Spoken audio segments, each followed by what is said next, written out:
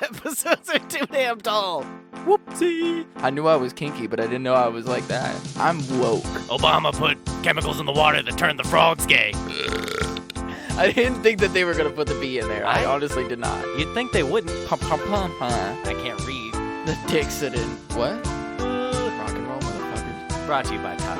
Yeah, we got McDonald's money over here. It's how loud the dick is. We done fucked up. This episode has been sponsored by Penis. Wire needs to be on the right. Cut the red or the blue. The right wire. It doesn't matter what color it is. It's No, just the right one on the wire. right. Yeah. Heard that. Man, I put this heater over here. Yeah, dude, I'm glad I took my flannel off because it's a little warm. Yeah, dude, it got getting a little heated in here. I'm gonna struggle to get my I was trying to do like the Mortal Kombat whoopsie or like toasty, but I can't. Whoopsie. I don't know what you're talking about, actually. I'm sorry. Did you ever play like the original Mortal Kombats? 1, 2, 3, or 4? I played them in passing. You know when you would uppercut somebody and like the little animated dude would slide in from the bottom right side of the corner and it'd be whoopsie.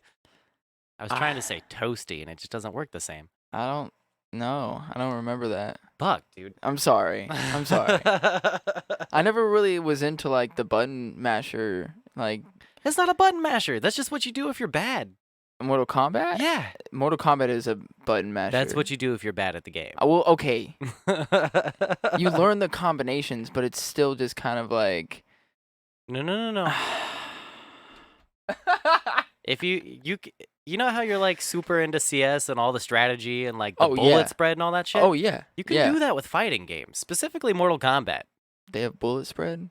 No, but if somebody performs a certain like attack pattern or they duck, you know what the most likely next combination is. Like, you know what's coming next if you play it enough and study it enough. Yeah. So if you're playing the computer, that's a great teacher of how the moves flow into each other. Because the way Mortal Kombat's set up is, in a lot of fighting games, is you get higher and higher combos the more you string things together, and there's secret ways to string things together. So you can create like these crazy movesets and just kill somebody nonstop. So playing against the computer teaches you that, and then when you start playing online or you do couch co-op, it's like playing chess with somebody, but a fighting game. Okay. I got too excited about it. No, it's okay. Nah. I grew up on Mortal Kombat, and then when I had a little brother, because we're 8 years apart, so like when I finally had a little brother and he got old enough to play Mortal Kombat with me, and then it was like Deadly Alliance, and right before they did like the newest Mortal Kombats 9 and 10. You just like threw the controller down in front of him. You were like, "Here, yeah, you are playing this with me now." So it was a huge part of like both of our childhoods was Mortal Kombat and fighting games. That's what's up. I was playing Soul Calibur today on the Dreamcast. So. Oh, dude, we had Soul Calibur 4, I think, for the Dreamcast. Yeah, dude, that was like me and all of my siblings. That's where we settled things at. Was Soul Calibur, you know? That's another one. My favorite character to play as in Soul Calibur is Voldo, because the way his body moves, it's kind of like how in other video games the NPCs will mime their attacks so you know which way to dodge. Yeah. Except his body moves so unpredictably, and he's got kind of like that flowy dance thing going on, really creepy. Yeah. You don't know what side the attack is going to come from next, because he literally does moves where he'll stand up on one hand, his body will stick out sideways, and then he'll spin his legs into your face. And it's like, what? I think I remember that. Yeah. Yeah. It's a kind of a cheat player to use, but... I mean, the unpredictability of it makes him so good. If you're really a Soul Calibur player, just like with Mortal Kombat, you should be able to figure out how to combat it. Right. And block it. I'm trying to get I can't go without you hearing the original Mortal Kombat whoopsie. Oh, I gotta hear it. Oh, it is toasty. He does say toasty. He says toasty. Toasty? Yeah. He just pops in from the side of the screen. That's fucking funny. I don't know. I'm looking at it right now. Okay, I'm watching it now. Whoopsie. You see the little guy side in? Yeah. What the fuck is that? They put that in a video game? It's one of the developers. Oh, They just threw him in there. Toasty. Oh, see, I can't do it. Toasty. I can do it. Whoopsie. Oh, I can't do it that either. I went down a whole octave for that shit. Editing this out. Well, I don't know. I think you should leave it in because with that being said, this is Blue Skies from the Basement. I'm Austin. Joining me as always is Wes. What's up? So yeah, we're a little toasty. Yeah, exactly. Chilling in the basement, trying to bring you some blue skies to your day. It's warm in the basement today, man. It is pretty warm in the basement, which is cozy. good. It's good. I'm tired of being cold. I don't like the cold. I can agree with that. I'd much rather be warm than cold. Oh yeah, like Or even hot. ultimate dream, move somewhere where it's super warm all the time. Yeah. Maybe not like super warm, but like I need it to be somewhat good year round. I need to be able to maybe wear like a light jacket during the winter. Yeah. Quote unquote winter. The problem is living in climates like that, you get acclimated to it, and then when you go back to a place like here in Ohio and it's winter, you're like, 62 is cold for me. This is nonsense. You can come visit me. You're coming and visiting me. I'm not coming up here. You're coming and visiting me somewhere down south. Yeah. Yeah, that's where I'm at. You'll see people in Florida, and it's like 40 degrees out, and they've got every layer on, just like the biggest coats. Or even like California, it'll be like I said, 50, 60 degrees out, and people have their winter coats on. I mean, but that's how we are in like the fall. It's only like 40 degrees, but you're like wearing a heavy coat. Nah, dude. What? No. Okay. A light right. sweater. Nah, I'm wearing a heavy coat. Dude, we talked about this. Eat more.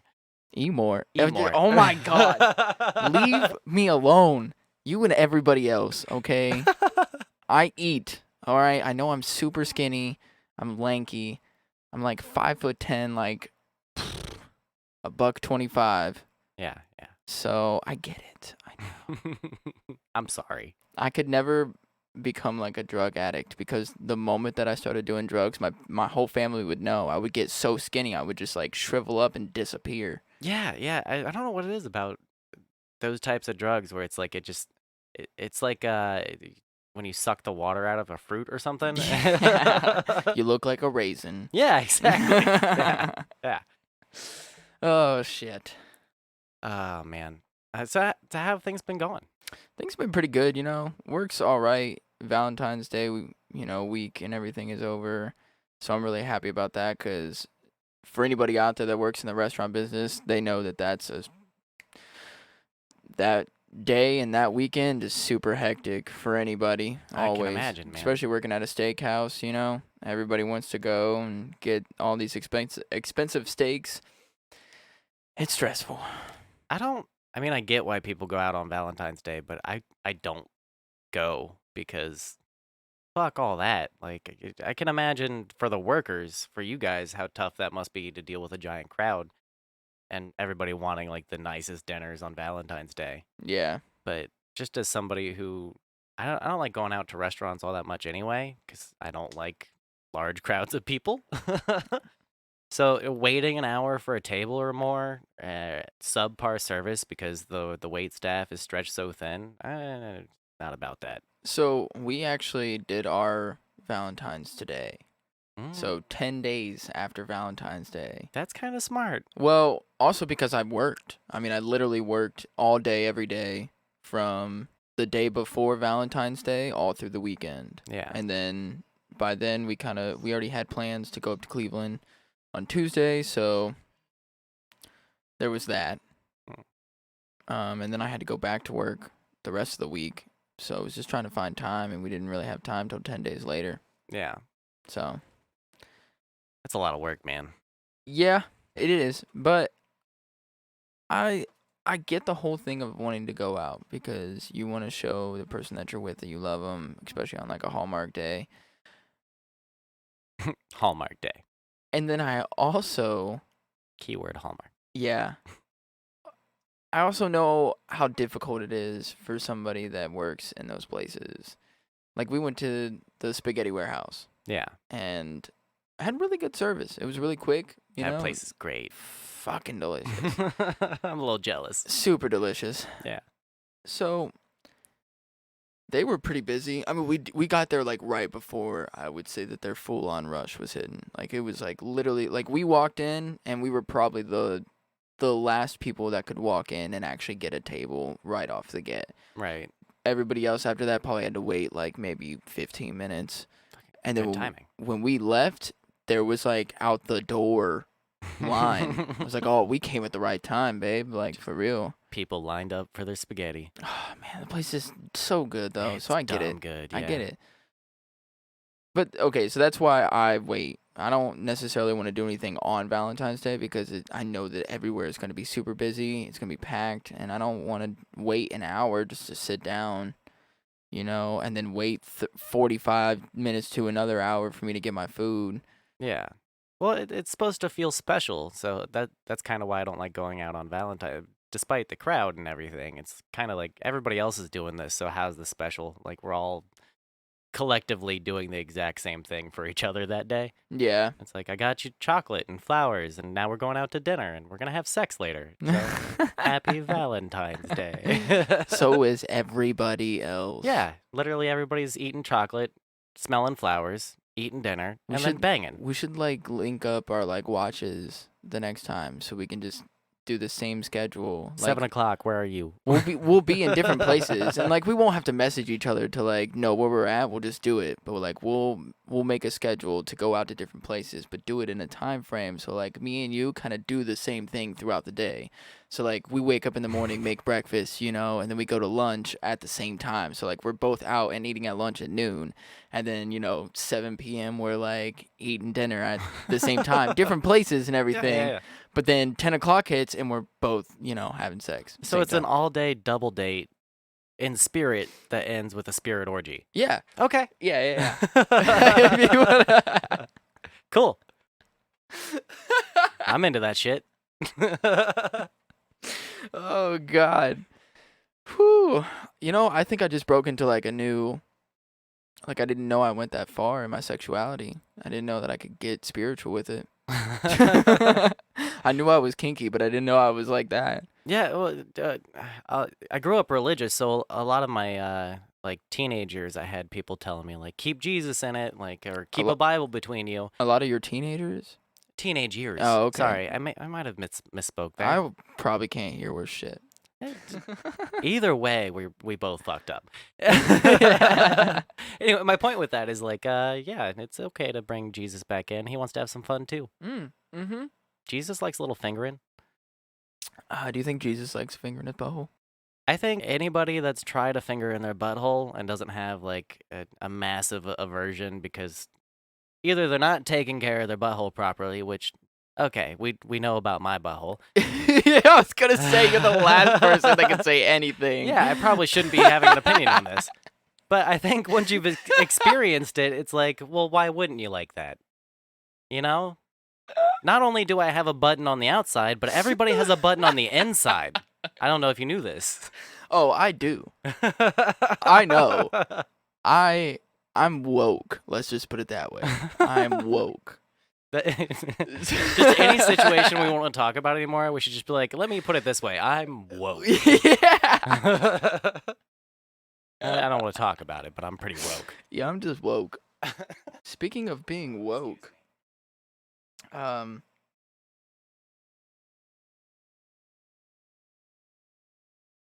just really wanted there to be a long pause there, just to fuck with you in editing. I was like anticipating something, so I just shut up and waited, and I'm just sitting here staring at you like, la-di-da, it's coming, he's gonna say something. I don't have anything to say. The split second before you like snapped back to and started talking again, I was like, oh shit, he froze, I gotta do something. Like, I thought you broke there for a second.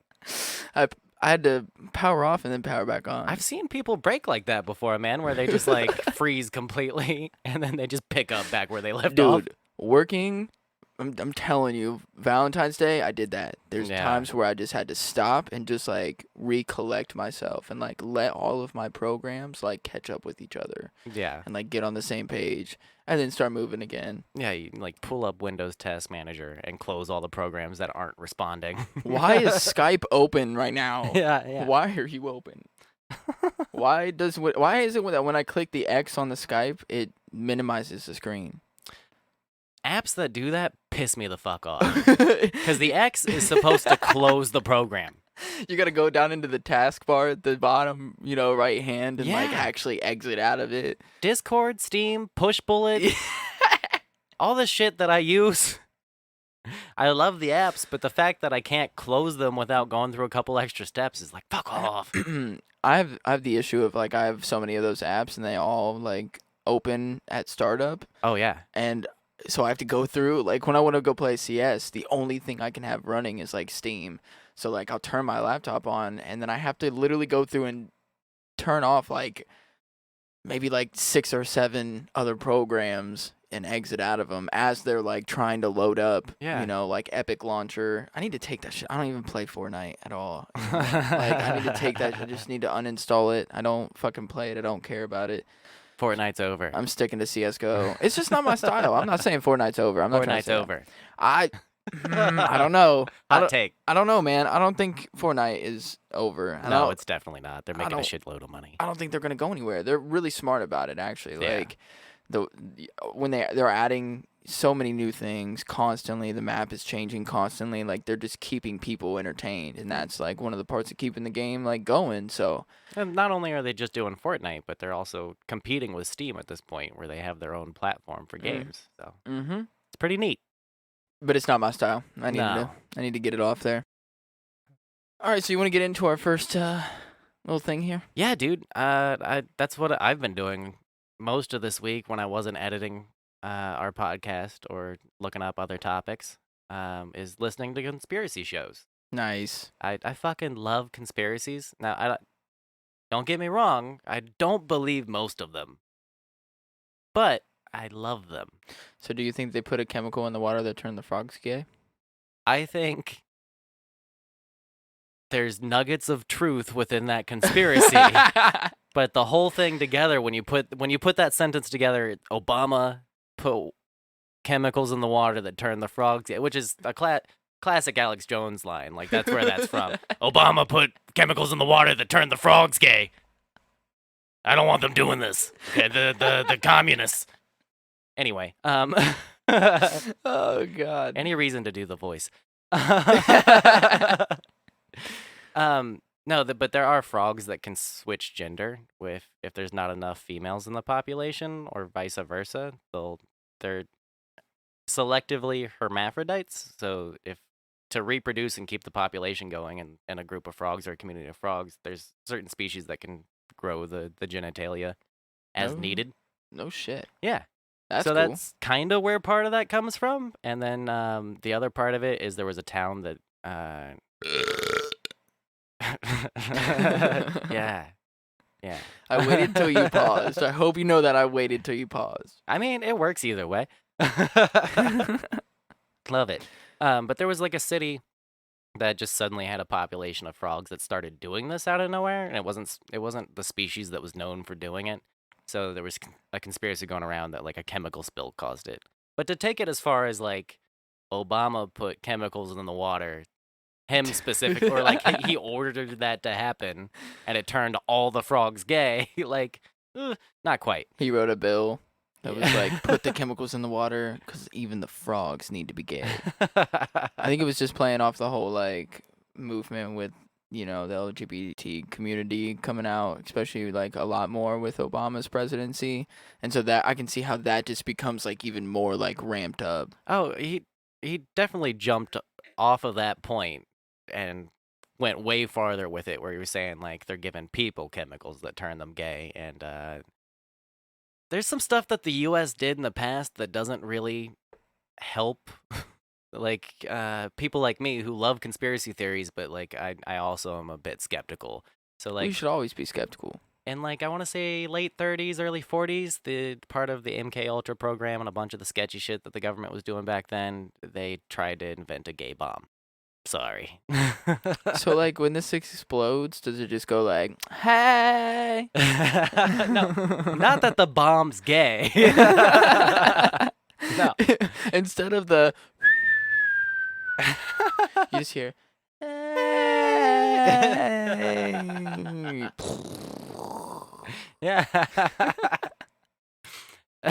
That would have been easier to do. Yeah. They were trying to make a bomb that they could drop on people that would turn everybody gay because they figured if they were all fucking each other, they wouldn't be fighting. Which, that's, 40s logic. I mean, I can see how that could work. I don't know how you'd turn people... anyway. So shit like that, like the government actually has this on like file. Like you can read disclosed documents about it on the internet. The interwebs. Yeah, CIA.gov has a pretty good dump of files, and there's a few other websites. If you Google it, it's just like government files that have been what's the word, unredacted over the years. Okay. Because they have to be after a certain amount of time. Yeah, that's why some of the Area 51 stuff came out recently. Yeah, that's actually perfect. Area 51's kind of what I want to talk about. Ooh. So it's Alex Jones stuff, fun tangent. I want to talk to you today about a guy named Phil Schneider. Ooh, Phil Schneider. Is he Rob Schneider's? Schneider? Schneider? Rob Schneider. Rob Schneider. No, he's not the Animal's brother or cousin or anything like that. Oh, okay. Salty. Whatever. Yeah, that would be cooler. Yeah, I would give it a little bit more of a kick to the story, but whatever. I want to say he was a geologist. Let me pull up the article here that has a bit of background on who he was.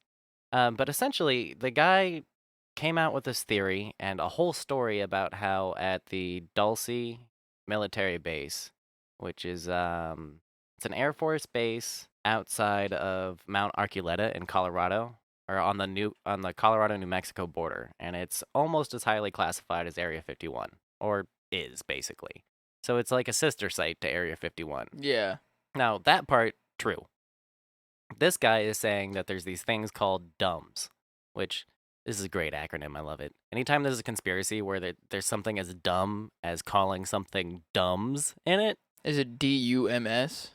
DUMBS. Oh, the B is actually in there. Yeah. I didn't think that they were going to put the B in there. I honestly did not. You'd think they wouldn't, because they don't really need to. Yeah.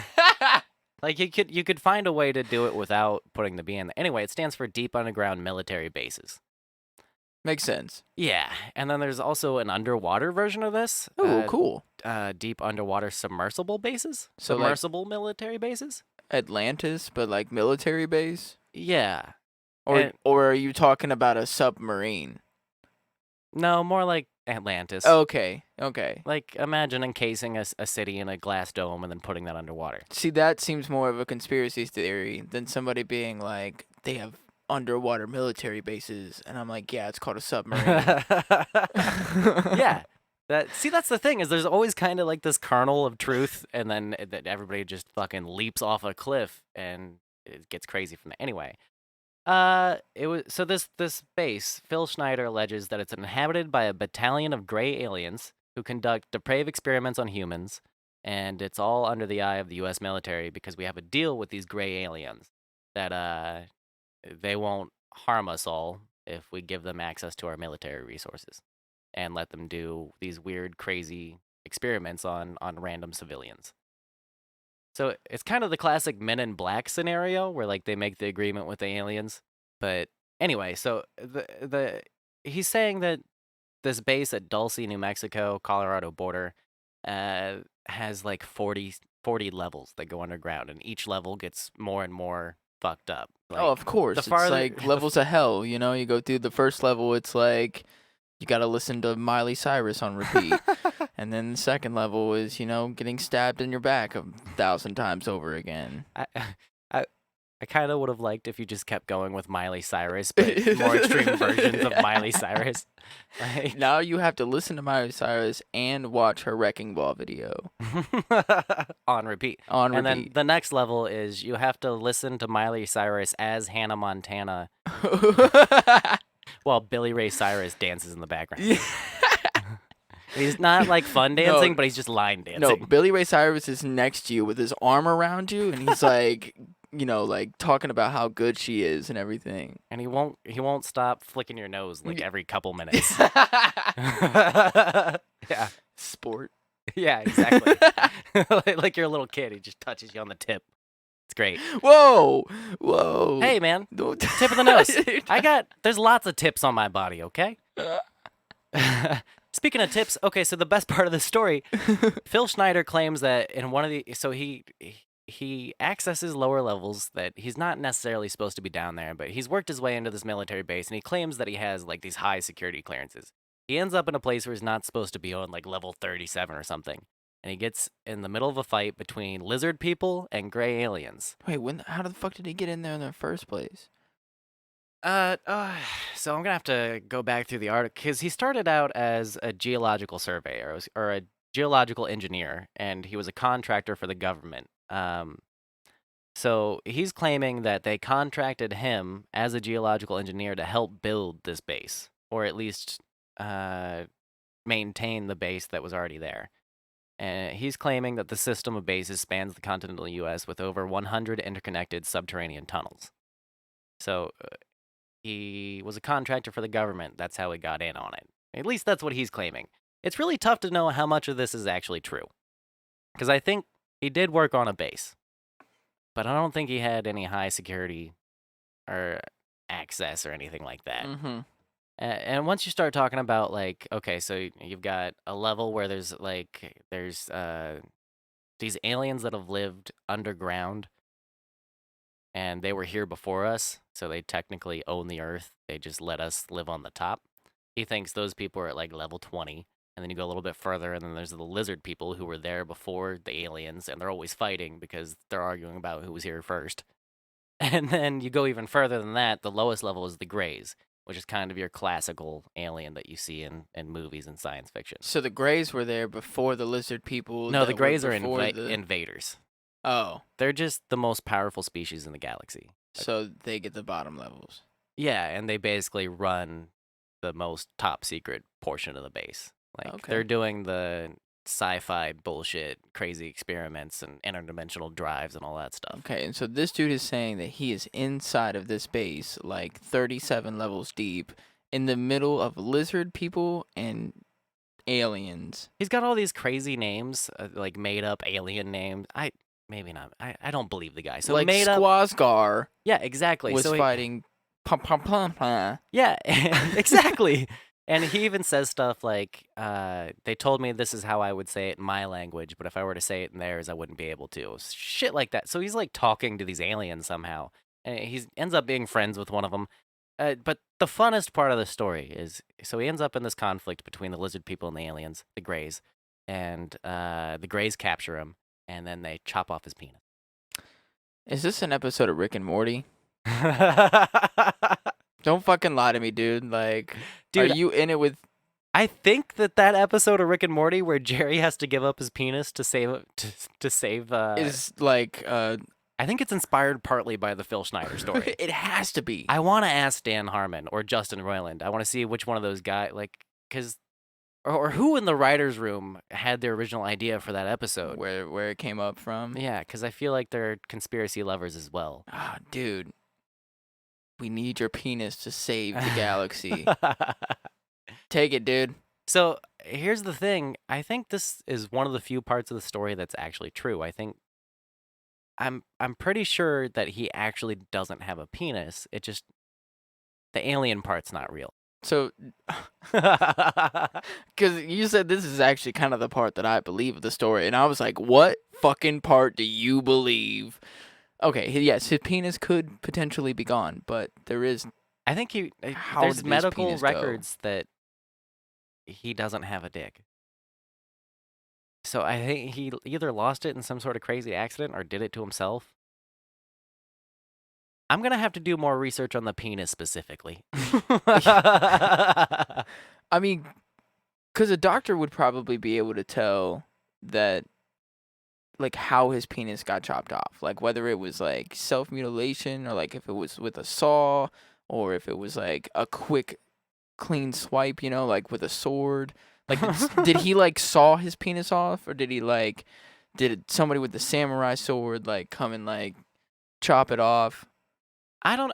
I think he claims obviously that the aliens did it, but I think most likely it was like some sort of factory or military or some sort of industrial accident is what Okay. I would imagine. It's just incredibly unlucky. Instead of the aliens. Wait, was it the aliens or the lizards that wanted his penis? The aliens, the Greys, The Greys wanted his penis. the ones that run all the shit, the ones that supposedly probe you in the booty Oh, okay. probes.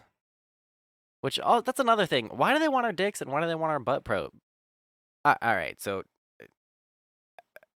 back to this guy's dick. I'm trying to Google it, and something happened to this guy's penis, but I can't figure out why because it's really hard to Google. Like, even if you just type in his name plus penis into the Google search bar, Phil Schneider penis, you get these little snippets. So, like, the top result is from a podcast on Stitcher. So there's some podcast talking about this. Okay. The Secret Transmission podcast. And the little snippet that Google gives you before you click on it. Who is Phil Schneider? Why is he interesting? Well, you'll be ... And then Google cuts it off right there. And it goes, what was weird about his penis and death? So, like, I don't want to click on that link because it's a podcast and I can't read. I'd have to listen to it. So, Right. So for our purposes here, next link. You get halfway through the little Google description that it shows you, and it's his penis was slit down the top, his he's had no knee jerk, in quotes, and then Google just cuts it off right there. I'm like, I want to know more! Jesus Christ. So I click on that link, and it's a forum, and it's just people talking about the guy. Oh. So now I have to scroll through like 60, 70 posts to find the part where they're actually talking about his dick. Google sucks sometimes. I really want to tell you people what happened to his penis. I just want to know what happened to the man's penis. Yeah. You guys are going to have to Google it yourselves, or dude. I'll come back to you on that. Because, like I said, I really want to know whether it was, like, sawed off or was it, like, a clean swipe, you know? I think it was mangled from what I'm reading here, because that little snippet, his penis was slit down the top. Ooh. See, that's like people getting, like, their tongue split. Yeah. Oh, no. Oh, God. It kind of sounds like it got cut in half, like, long ways. I'm trying to even, like, I'm picturing it in my mind, and I really don't want to. Like a snake's tongue. Oh, but, stop, like, fat. Stop. I didn't want you to explain in detail anymore. Well, no, like, okay, so let a snake's go. Oh, it does its little thing with its tongue. And then a bee comes by right at that second and stings it a bunch of fucking times on its tongue. Man. So, sorry. I went too far with it. All right, so this guy who ostensibly actually was a geological engineer who may have at one point actually had a contract with the government to work on some secret military base, whether it be 40 stories underground or whatever, he had at least some sort of contact with the government. And then he I think what happened was he has his dick accident, which, like I said, I can't find more information about at the moment. Google doesn't want me to. Supposedly it was the fight between the aliens and the lizards, and the aliens wanted his dick for some reason. Yeah. So after the dick thing happens to him, the Dixident. The Dixident. He becomes this whistleblower. So this is where this whole story comes from, where he's talking about the aliens and the military base, and he's talking about all the technology that we have because of this, these crazy weapons that do all this, like, altering reality shit. Okay, yeah. Yeah. So he becomes a whistleblower for all that. He writes a bunch of books, and then I don't know how old he was when he died, but the guy's dead, and they found him in his apartment with a catheter around his neck. So once again, I mean, that fits the catheter. You're gonna need one of those if you don't have a penis. Right. So fair enough. It kind of looks like he choked himself or hung himself with his own catheter. But the coroner report at first indicated that he died of either a heart attack or a stroke. Which could have happened if he like freaked out while he was strangling himself or being strangled. Like, do you think that he could have had a heart attack or a stroke in that moment? Yeah. I mean, I'm pretty sure he was elderly at that point, at least over 50. Okay.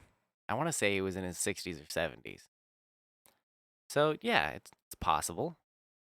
I mean, you can't rule it out. But so here's the thing: like a week and a half later, the coroner's office comes out and changes it. Says it was a suicide. Ooh, no, no, So no, they rule no. out the heart and the stroke then, and then just call it the suicide. So people online think the government killed him because the technology that he was writing about in his books and talking about online was actually real, and or at least he was getting close enough that they wanted him dead. So that's where this whole conspiracy kind of hinges on. Because everything I told you up to this point sounds fucking crazy. But then he has one of those deaths that are questionable, and you're like, fuck, was he right? I mean, what new information did the coroner's office get to where they would rule it as suicide? Is what my first question is. That's a really good question. And I know we don't have that information. I mean, if there's anybody out there that knows more about the story and that could tell us about it, like, please give us more information. I've got these giant posts here that I have pulled up on my phone, but we just don't have the time for me to read the whole thing right now Right. on recording. But he went into he went into a major detail in his books. So he was saying that they were using tunneling machines back in the mid 90s that could tunnel through a rock face at 7 miles per day. High energy impact lasers that could blow nano-sized particles off rock so that there was no debris left. Um, Trains that travel on a maglev at Mach 2 underground between these very powerful and very organized cities. He's saying that there's 132. So like he has all these numbers and he's talking about how the base works. Then he's talking about the weaponry that they're developing there and being very specific about it. But it all seems very made up. Like the guy kind of lost his mind. Oh, definitely. But then it's one of those things where like the government has definitely taken out people before, or maybe not definitely, but close to 100% sure that the government off some guy because he was getting too close to something. I mean, I'm surprised. What's his name? I literally just had his name in my mind. The dude that whistleblowed all of our text messages and all of our. Snowden. Yeah. Edward Snowden. Yeah. I don't know why I have such a problem remembering names. When that story first happened, I was like completely engrossed in it, and it's been like 7, 8 years Is now. he still out there? Yeah, yeah, yeah. Oh yeah. I just Okay. don't think about it as much anymore because we like It's that was his died worst down. fear was that he was gonna come out with all this stuff and then it would just keep going. Like nobody would care enough to do anything about it. And that's what's happened. Yeah, we Sort kind of of. all just forgot. I mean, I don't know, because all this stuff came out with, like, Facebook and whatever the. See, I can't even think of his name right now. The Zuckerman? Zuckerman. No, Zuckerman. no. Narc Zuckerberg. Mark Zuckerberg. Narc. Not Zuck. Narc. Mark. Narc. But, Dude, you're saying it wrong. Mark. Narc. Narc. Narc. Narc. Zuckerberg. Narc Zuckerberg. Yeah. Oh. That's how you say it. Dude. You didn't know? I'm still not going to be able to say what you want me to say. Okay. And continuously. I'm going to call him Narc, and that's going to be the farthest I go. Okay. But Narc went in front of, like, judges or a council or something, and, like, they're asking... The Senate. Yeah, and asked him the questions, like, what hotel are you staying at right now? Like, would you be comfortable giving that information away right now? And he's like, no. They're like, then why are you giving everybody else's information out? Like, Yeah. So that's where I can see where that kind of plays into this. Yeah. Well, the thing with all that is that's kind of where conspiracies get depressing, and that's where I stop liking them as much. Because like I really loved the Snowden story when it came out, and I thought what he was doing, I thought he was a national hero. And Yeah. I thought, of course, the government was gonna try to go after him, but they shouldn't. Especially like under Obama era, like when Obama was running for president, he had up on his Change.org website that they weren't going to go after whistleblowers, and then Snowden comes out, and the first thing they do is try to go after him. So that stuff, like when it becomes real, because there's definitely real conspiracies out there. I like the ones like Phil Schneider, where like it just goes off the rails and you can have fun with it. The way I found this, I actually kind of want to shout these guys out. I listened to this podcast called Expanded Perspectives. Okay. And it's hosted by these two guys that they have like the Southern comfort, Southern hospitality kind of like they have Southern accents. Okay. And they're just very like charming and kind to each other, and they spend like 20 to 30 minutes the opening of every episode just talking about like barbecues and their kids and their wives and how everything's going with the job and everything. Oh yeah. It's really comforting to listen to. Yeah. And then they don't take the stories so seriously that like they're not trying to make you believe anything. So They're when just giving you the information, Yeah, and exactly. letting you decide for yourself. It's really lighthearted and fun. So that's as far as I like to take conspiracies. And you guys should definitely check out Expanded Perspectives if you have some time. Heard that. It's a fun show. I've never checked it out, so I have to do the same. Yeah. I'll come back to you on that. Yeah. I wonder what was going through his mind. He's like, I'm just, a geological engineer, Yeah. and I'm working with the government, and now I'm working for or in a base that's 40 fucking levels deep. See, that's the thing. If the story's true, like if they really did kill him because he was kind of onto something, maybe not all the aliens and lizard people, but they have some like 40-story deep military base, and they're working on like this technology that's way ahead of our time, Right. that nobody knows about.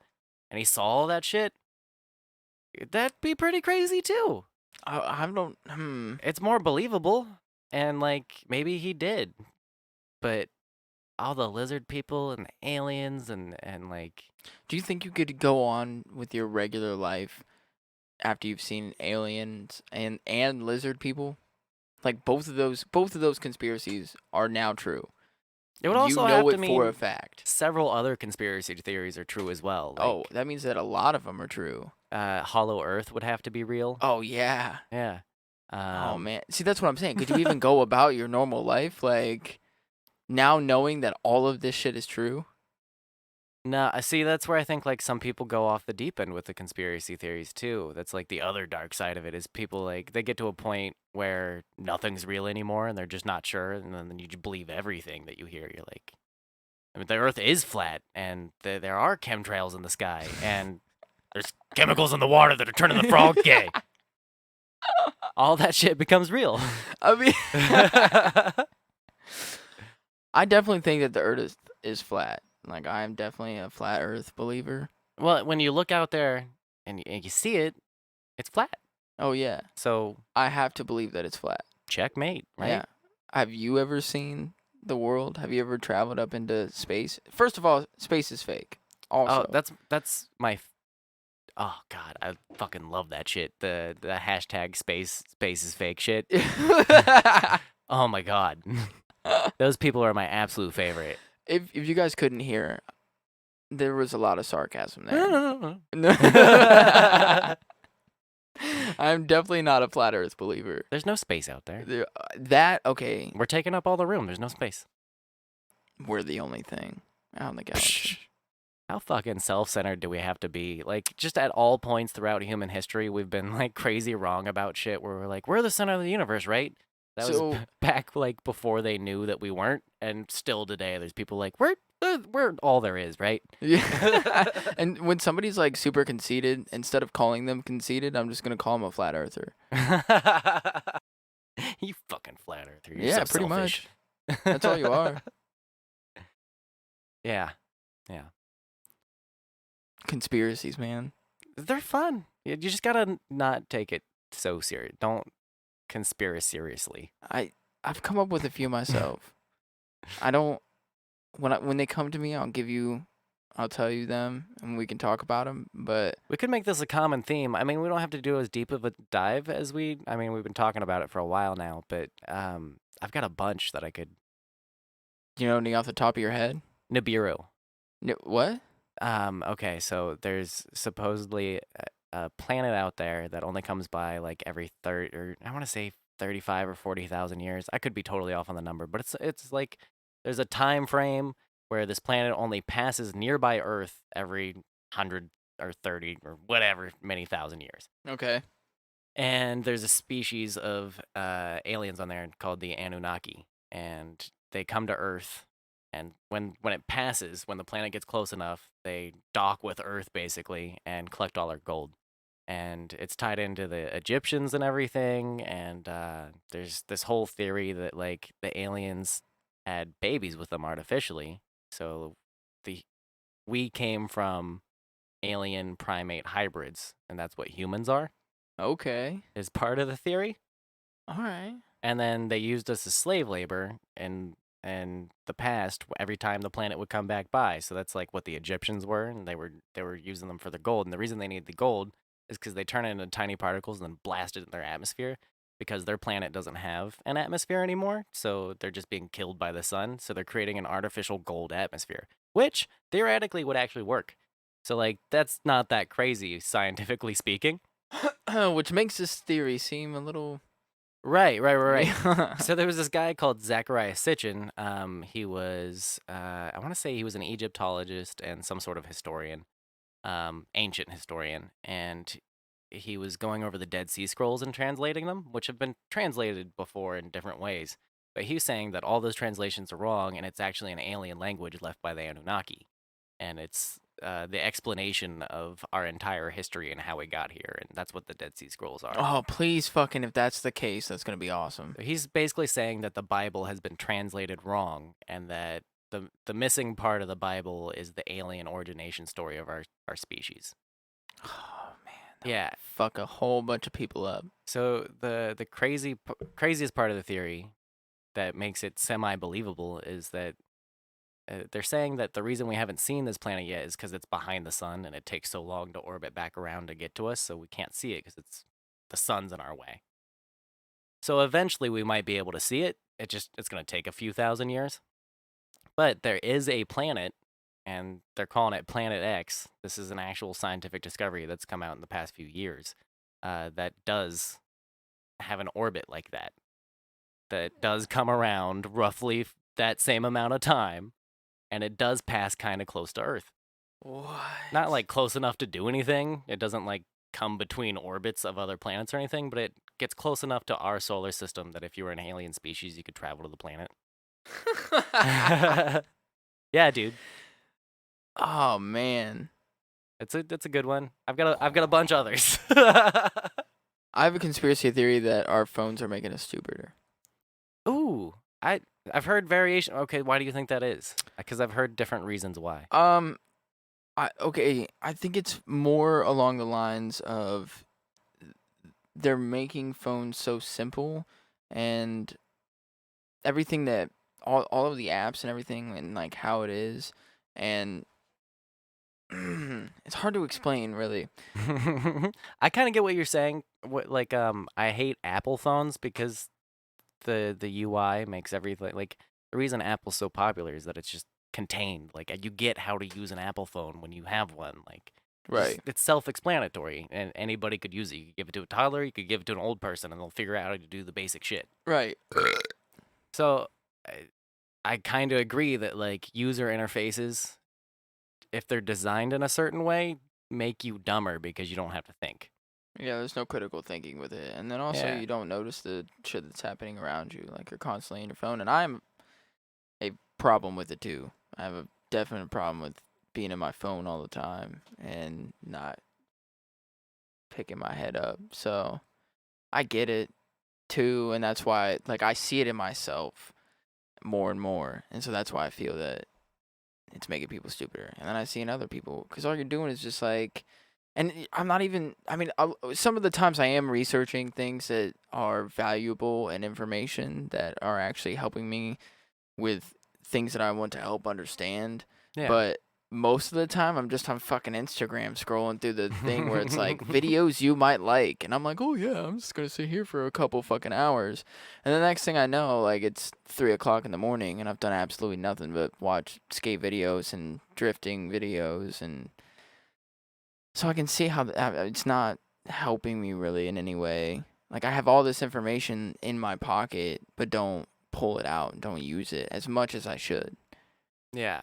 And if I'm not doing that, and I just don't feel like a lot of other people are. I know there's people out there that are utilizing their time a lot better, but the mass majority. That's why people are so hyped to get like a new iPhone, just because it's new. It doesn't even really do anything more for you. Like, all of these new features and everything are going to be cool, but like, how much are you really going to use it unless like you are an actual photographer and you actually take like these high res photos, and like an iPhone would be great for you to use, like then go spend the money on it. But if you're just somebody that all you use it for is like playing games and shit, like I don't see why you need to go spend $800-900 on a new phone, even though you have one that works perfectly well right there in your hand. Or you could go to Walmart and get a $50 pay-as-you-go phone. It's a smartphone and it works just as well. Like, pretty much. Yeah, I mean, it's not as great as an iPhone, obviously, but yeah, I completely agree with you, and I think it's a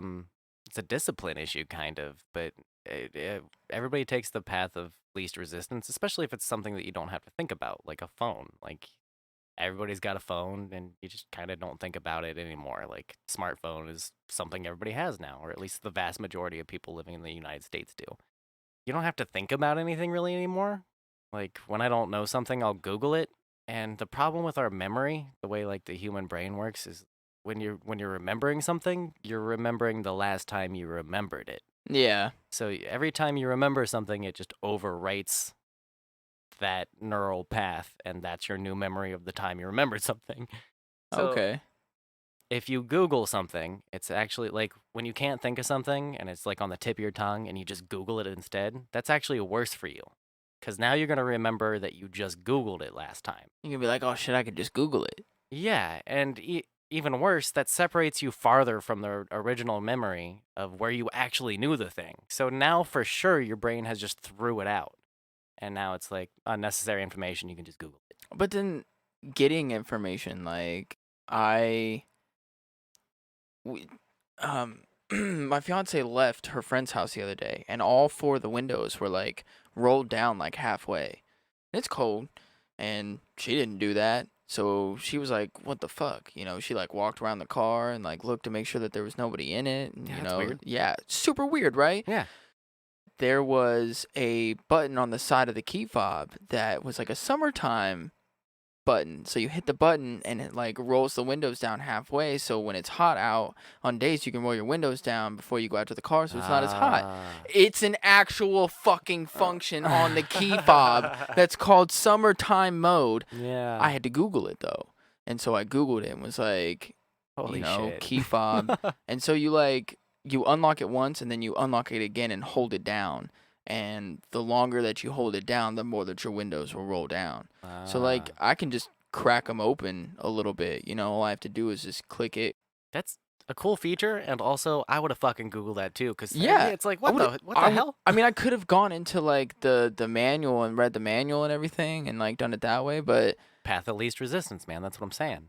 I just pulled my fucking phone out and Googled it real quick and figured it out. Yeah, so the internet's a great tool. Like, I think doing this podcast is gonna kind of help us a little bit, because we're gonna have to actually like look into the topics we're talking about, and Right. we're gonna actually have to read articles, and it'll be things that stick in our head because we've talked about it, and then me especially editing, and I'm just gonna listen to it like 30 times over. So it's gonna be so it's just gonna be drilled into my mind eventually.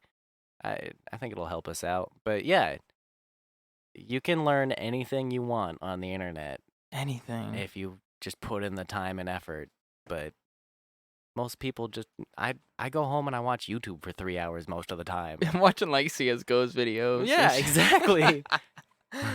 Nothing that helps me with my everyday life and becoming a better person. It is literally me just being fucking lazy and watching YouTube videos. I get sucked into fucking video game lists, like on YouTube, where they talk about like the 10 most frustrating times in survival horror video games. Oh, yeah. I do that shit too. I'll watch like 30 of those. I watch, like, the random, like, list where it's like 10 most blah blah blah. Yeah. Like, whether it's video games or anything else, I get stuck in those all the time. It's one of those things where you feel like you're kind of learning something, but when it's useless knowledge. Like, now I just have a bunch of dumb video game facts in my head. Well, like, the Blitz was doing a a contest, and it was video game trivia. So what if some of the things that you learned in that video was one of the questions that they were asking on the Blitz at this random ass Walmart in Columbus, Ohio, to get some free tickets to go to a game arena for their Smash Bros. Like tournament or whatever. I mean, that's pretty cool, but still, in the end, mostly useless.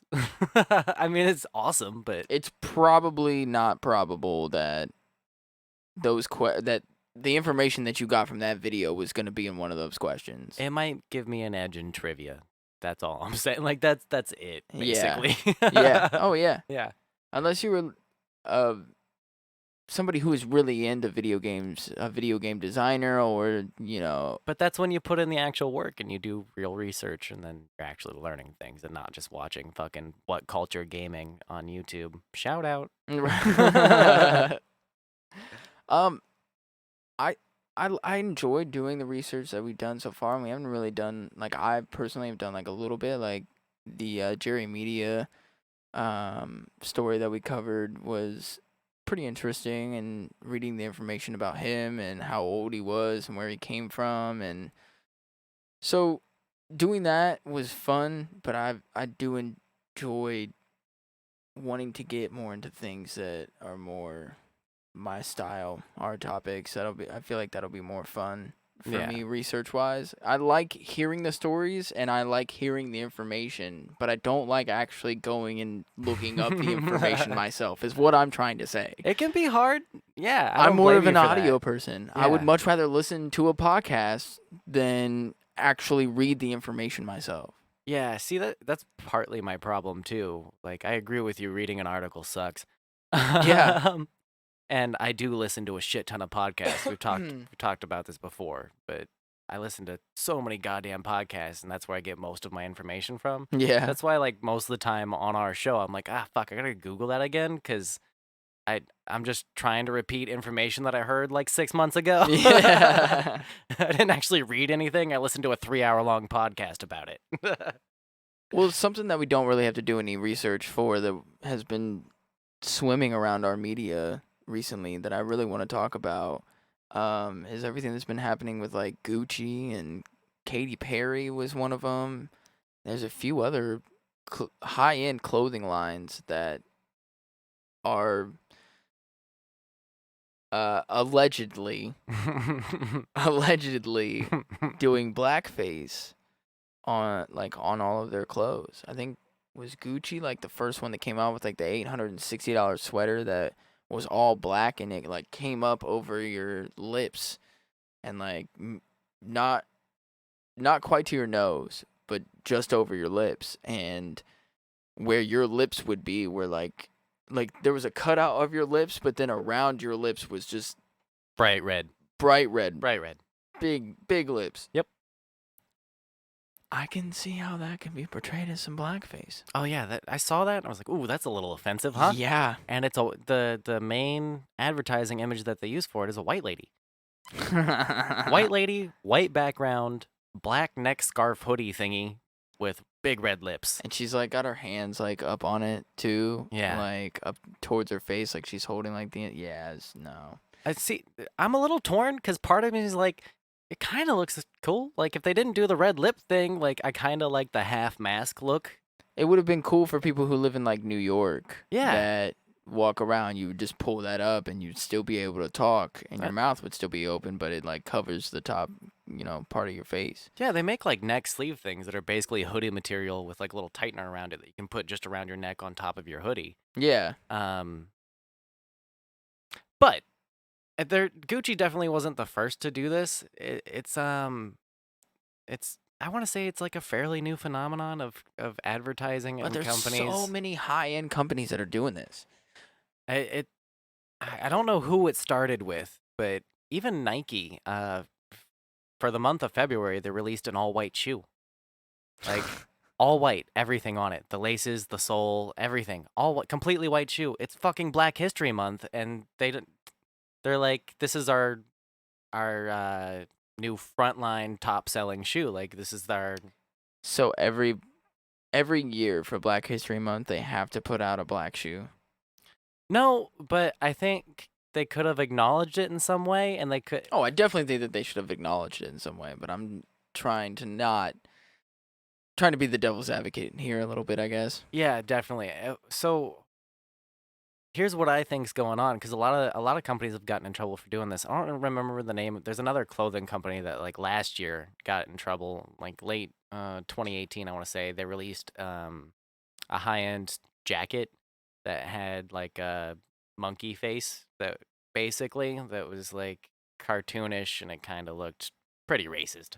Yeah, Um, I think I saw that. yeah, and it was just like printed all over the jacket, Yeah. and it wasn't a good look. And same with the Gucci thing. It's like, not a good look, but I can see where you were going. And also if you dive into like the artist or the designer that came up with it, he's got a lot of, I think I think the guy was actually black, and he's got a long history with Gucci. So I think what's going on is, this is kind of a conspiracy theory in itself, is that these companies are doing this shit on purpose. They're doing things right on the line because it gets people talking about it. Yeah, but then what are your margins going to be for like how much product you're selling from before you did this to after you did this? Like Nike with the whole thing of supporting Colin Kaepernick, and how after they, came out supporting him, their sales with, African Americans and colored people went through the roof, but with white people it went down. But how much numbers they were gaining, they didn't give a fuck about the white people at all. Yeah, and Like, I think a lot of those like dips in stock price and all that shit, and the company worth, a lot of that's like super temporary too. Like when shit like a press release about Colin Kaepernick and Nike comes out, and 3 days later Nike's back to normal, I'm sure. oh yeah, oh yeah. That's the thing, is these companies are so large. Gucci's been in trouble before. This is not the first time. They've been doing this since early 2000, where they'll put out something that's right on the line. Or JC Penney, they put out that coolest monkey in the jungle shirt, and they had Oh yeah, a little black kid. yeah, exactly. Yeah. And it's like, it's not racist exactly, but it's kind of like it's right on the line, and there's a giant outrage, and then I think no matter what kind of press, they see it as media attention. They're in the news, and more people are thinking about JC Penney or Gucci. I mean, I can see that, but then I'm looking at the side where you're kind of coming up with, you're coming up with your own conspiracy that this is blackface. You're like, this is racist, but is it really? Like, you're still living with the mindset of this is racist when they're just doing it. Like, what if they put that shirt on that kid, or they just took the picture of the kid, and now they're just like taking, like different shirts and just photoshopping it onto him, and like that shirt just happened to fit. Like that shirt worked with the way that he was standing and everything. I think they actually had a model of the shirt, dude. I mean, probably. You're right. You're right. We're gonna end up devil's advocating back and forth to each other. Oh, always. Always. So here's my conspiracy mind on that. With the JC Penney thing, he was the only black kid for the new release in that spread. The rest of the shirts that they displayed, white kids. Nothing about monkeys. Okay, that's a little sketchy. That's my conspiracy mind going, like, why'd they do that? Somebody in they have a giant PR firm at fucking JC Penney. There's so many people involved, so many hands in that. You're telling me not one person was like, we probably shouldn't put the black kid in the monkey shirt and have him be the only one? Like, fucking, there was Budweiser got in trouble because they had an ad where they said something about the color of the beer, and then they slid it down the bar, and it passed all the colored people and landed on a white person's hand, and people got mad about that. Budweiser's a giant fucking company. They have a PR firm that's huge. I'm sure somebody was like, this is gonna get people riled up. Even if maybe, like, just maybe. Like, somebody had to have thought that there. Same with JCPenney, same with Gucci. Like, these companies are too big to not have somebody be like, Like, you got a good point there. But then are they that worried about it? I don't think they are. I think they're doing it to be in the news. We live, especially like, it started out kind of at all. I don't think that they even care. I don't think they give a shit. I think they're just fucking out here like putting shit out and just not even caring. I mean, I wish it was like that. I wish that they didn't have like a racist mindset you could be with right. doing this, you know? That's I want to believe that. I personally want to believe that just because I want to look for the best in people. Like that's just how I'm trying to look at this. It's like these like the artist for like Gucci. I don't know if he's colored or not, but if he is, it just makes it even more funny that it was a colored artist that came up with the design, and then you're telling me that it's racist. Yeah. Like that, obviously it's not, unless. Well, I want to talk to that dude. I want to talk to him. Yeah, exactly. I want to know what his mindset was when he was making this, because if it was racist, this is a really fucked up story. Yeah, it'd have to be a wild world that we lived in for that to be the case. But it is a wild world that we live in. So, and having it be a black guy, I mean, I think I read or heard that on a podcast somewhere. So I could be wrong, but Bear with me. Once again, conspiracy mind. This is gonna be the theme of the show. It adds that layer of like, well, they're just fucking with us. I don't necessarily think they're doing it from a racist perspective. I think the people outraged, like, oh, this is the most racist thing ever. That's silly. That's a silly reaction. But because we should be pointing out real racism. Getting mad at Gucci's not doing anybody. It's not helping anybody. But I do think that they're doing it because they know, especially nowadays, that we live in a time where public and social outrage is the norm, and people have a hair trigger. So you give them something like that, and it's gonna get tweets. It's gonna get spread everywhere. It's gonna be the fucking viral and the most thing talked about for like a week. Yeah, but is that the best option for you to go with? Especially during Black History Month? You're trying to do something fucking racist for Black History Month because you think that that's going to get people talking? Okay, so regardless of whether you get people talking, is it in a good way or not? Is it going to benefit you and your company or not? Is it only going to make things worse? Or are people going to buy your product even more because now you got people talking? What kind of talking are they talking about? Because right now I would never buy anything from Gucci. I would never buy anything from like Katy Perry. Like if this is the case, if this is what it is, I would never even want to. I mean, personally, I don't want to buy any fucking designer shit in the first place. What are you laughing about over there? Oh, the baby's kicking you? Oh, I'm sorry, you guys. My fiance is. That's fucking adorable. We are expecting, and she's like fairly. How many weeks are you, babe? 21 weeks and 2 days. Yeah. And the baby's kicking her, so. That's awesome. This is a special moment. Aw. That's the best interruption that could have happened. I know. Like, I don't care at all. She's over there giggling. I thought she was going to, like, make fun of me or something, but no, it's our little girl. Did I tell you we came up with the name? Yeah, you did. Yeah? Yeah. I'm glad that you can, like, feel it now. Like, you know that was her. Yeah? That's fucking adorable. It's really cool to see you guys go through this because I've been through it with my wife twice now, and both times it was really cool and really magical. But I'm amazed at the kicking thing. What the fuck does that feel like? Like we're interviewing you off mic, but yeah, that's awesome. Okay, so cool. Okay. Oh, no shit.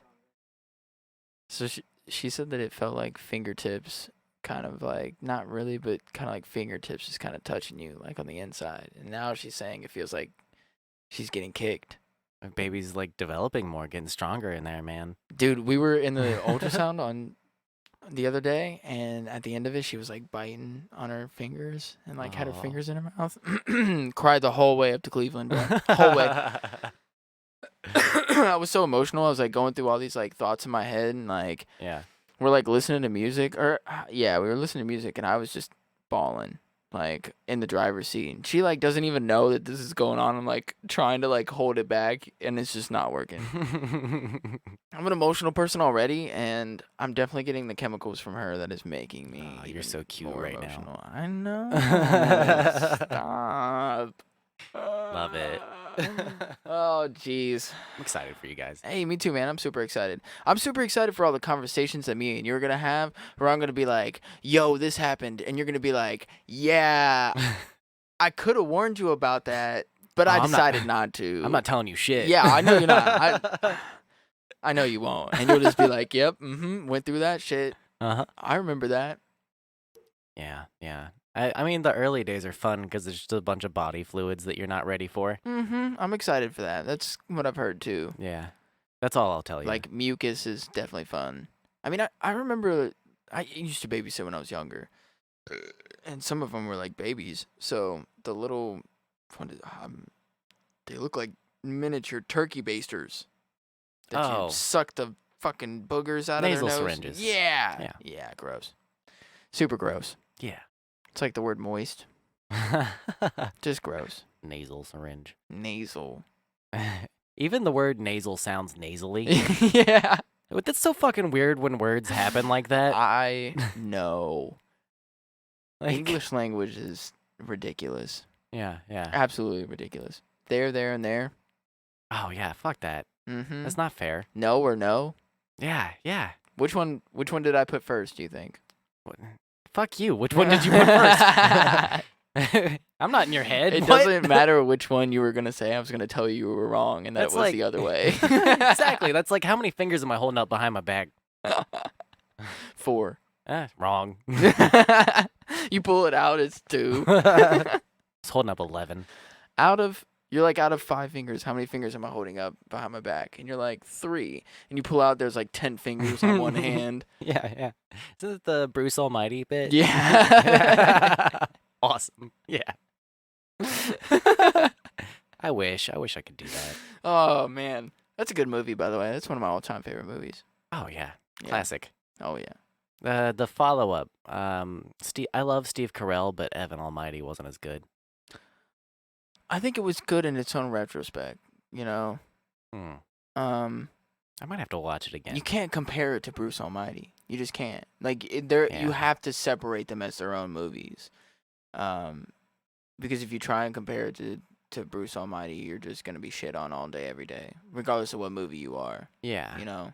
Like, it depicts a different story, a different actor and everything. So I feel like you really have to watch it and forget about Bruce Almighty. Shit, it's hard to forget about Bruce Almighty. Mm-hmm. Well, yes, it is. Don't forget about Bruce. Good. Fucking Steve Carell. He's his own thing. I think that's what it is for me. Is like going into Evan Almighty, I was expecting a certain level of performance. Okay. And Steve Carell's not.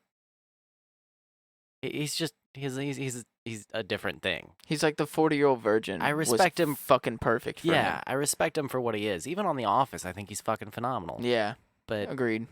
I don't know. Just not what I was expecting. Okay. Still good though. Yeah, maybe not no, what it's you still were good. expecting, but Yeah. it's still good though. Okay, that's good. I was just saying it didn't live up to the first one. Most sequels don't. Good point. You know, somebody that would probably have a lot more information on this or have a really good view on this. Dude, that was the greatest pivot that we've done ever. I know. I'm sorry to be ruining it right now, but that was fucking professional. Fucking high five. Yeah. I have a friend that has a podcast called Broskies and Brewskis, and they go over like movies and TV shows and stuff that they like. It's really interesting. They got a lot of entertainment views and movies and stuff that they like. So yeah, I haven't given it a listen yet. I know you've told me about it already. I need to listen to it. Yeah, they have like a different drink on there every time too. Oh, that's awesome. Yeah. It sounds exactly like what I would listen to. And I listen to so many podcasts. It's like, just fucking add another one. I don't care at this point. Right. It's almost at 100 now. Like, I think last time I showed you it was 89. Yeah, it was somewhere up there. Yeah. Mm-mm. I just keep adding new things. You're insane. Yeah. So I'm going to add them to my list. How do you even keep up?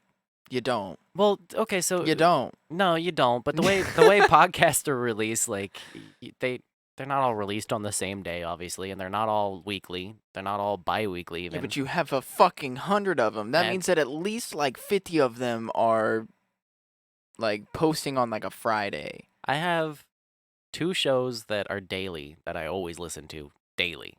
They don't do weekends, but they're 5 days a week. See, I want to do that, man. Daily's hard. I don't give a fuck. The podcast that I really respect that does it, Daily Zeitgeist. Yeah. Another shout out, why not? They're a pretty popular podcast. I feel like people have probably heard about them. If they listen to anything on the How Stuff Works network, they're part of that. I don't think that we should ever be afraid of plugging podcasts. No, I Like, think it's a if great we're doing a idea. podcast, we should definitely help other people that are doing podcasts and shout them out, and vice versa. Oh, dude, this is punk rock radio. There's no rules. Like, Yeah. we can do whatever we want. Fuck yeah. Yeah, I think it's good for everybody. Rock and roll, motherfuckers. Yeah. But I respect them a lot because they do like a comedy daily news show where they break down stories, really in depth sometimes. And the main guy behind it, Jack O'Brien, used to work for Cracked. Okay. So he's got a lot of journalistic and writing experience, and they've got good writers on the show, and all the guests are great, and the co-host is awesome. But they do it daily. So they come in every day with either a follow-up or new news stories every day and make it funny every fucking day with a guest every day. I feel like eventually we could do that, man. Honestly. It's got to be so hard. We would have a team though by that point, and we wouldn't edit things either. You know, like whatever happens in background noise and everything like that, it would just be put into the podcast. And I've actually listened to a few podcasts, so like they don't care. Like all that background noise and everything, they just keep it in there. Yeah. All those kind of pauses and stuff, like they just keep that in there instead of kind of editing out. And I like that, and then sometimes I don't. It depends on the personalities for me. Like, I do listen to a few podcasts that are like that, where they don't edit anything. I mean, it would be cool to do like a live, recording, and then would we edit it to put it into like an audio file? Nah, because if you stream it live, it's depending on how we stream it. Because if you do it on YouTube, it auto posts it after. So Yeah. What happened. Yeah. But there's ways to stream live and then just close down the stream and have it not be on the internet unless somebody was actually recording it. And then we could edit a file. But I think if we're going to do live stream, just have that be it, like. Even when you're With just no listening editing. to the audio. Yeah. Yeah. Oh, yeah, definitely. That's almost where I want to be Hmm. at some point. I want to be there to Yeah. where we have like guests on and whatever happens. I like that idea. You get that raw We definitely got to experience get with us. a little more experience and more into the groove of doing this. Oh, yeah, definitely. And I mean, we got to get video and stuff too, but hopefully we get to that at some point. Yeah. But that's really where I want to go with this whole podcast, is being able to have like a visual with things and then have the conversations with, these really inspirational people and people that have these fun stories or that are just fun to be around, that do things in this world that are for the better. And, hopefully that brings some ideas and some lightness to other people's lives and their ideas. So hopefully at some point we can get to there. I like that idea, honestly. Fuck yeah. Doing it daily? Maybe. How often does Broskies and Brewskis do it? That's a good question, man. I can tell you, though. Hold on. I can go look on their Yeah, podcast. They already have, like, 8 episodes out, I think. Damn, dude. Didn't they start fairly recently? Yeah, oh, yeah. Oh, yeah. I saw the post where they're like, hey, we're launching this. And it was like, oh, damn, they got 8 episodes. Yeah. They might have already had some episodes. They might have been smarter than we were instead of just putting out one episode. I mean, we tried to do that. It's hard, man. I got too excited, man. Yeah. Once we were like accepted everything, I was like, let's launch it. Let's go. Let's do this. My friend at work was like, I'm a little upset that there was only one. I wanted to listen to more. And I was like, oh, thank you. But I'm sorry. Yeah, exactly. Sorry. Yeah. Shout out Rayanne. Hey, what up? Shout out to you. Thanks for listening to the podcast. I'm glad you liked it. Hell yeah. Broskies and brewskis. There's so many good, I can't just find like it. conversational movie podcasts. Is it brewskis and broskies? No. Broskies and Brewskis. How do you spell broskies? Oh, I got it. Yeah. It's not IES. Nah, they didn't. Like a ski lift. It's BROSKIS and brewskis. BREWSKIS. Yeah. Their first post is from December 20th of last year, 2018. The most recent one is February 18th. So they've been doing it for a couple months now. Yeah. It looks like they just kind of post when they want to, whenever they have stuff up. There's not really, like, some of them are one day after each other. I'll talk to you about it after we're done recording, but I kind of had a question on that. Oh, our listeners will be like, "Oh, that's why they did whatever they did." After Yeah, exactly. They had a conversation after the podcast. Future and past merging right now. Oh shit, man. Yeah. So, did we solve Gucci? I don't think so, because I don't know if you can really solve this issue without knowing where the artist's mindset were at. Okay. Where were they trying to go with everything, and where were the companies trying to go with everything? What was it? Just like that character? Was it just a fucking character? It wasn't like them trying to do anything blackface. Like, it was just like a Japanese character that they had happened to adapt into their clothing, and then pushed it out for Black History Month, and that just sparked shit in people's minds, and then somebody took it too far, and then it just spread, and now everybody thinks that this is all racist, when really it's just artists being artists, and this is what they wanted to do for Black History Month, thinking that it would, be popular. Like, you're taking a 50-50 chance whenever you put something out. So without knowing what their mindset was on everything, I can't really decide on whether that shit was racist or not. That was really fucking well said. Thank you. Conspiracy and all that shit aside, like them doing it on purpose to be controversial on purpose. I would rather live in a world where what you said was the truth. But I feel like we live more in your world. Fuck. Fuck. I want to believe the way that I believe, but looking at it and from what I've seen, even from what you've said, it doesn't seem that it's that way with the information that I do have. But then again, like I said, I don't have everybody else's information, so I don't know. I guess we'll see where it goes and then come back to it. Yeah, next time something like this happens, we'll keep you guys updated. I mean, I'm interested in why and how this all goes down, so we'll definitely keep up on it. Definitely.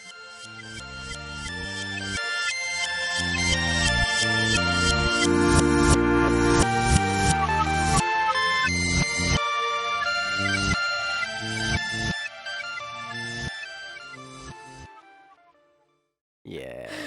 Okay. Welcome back, everybody. Welcome.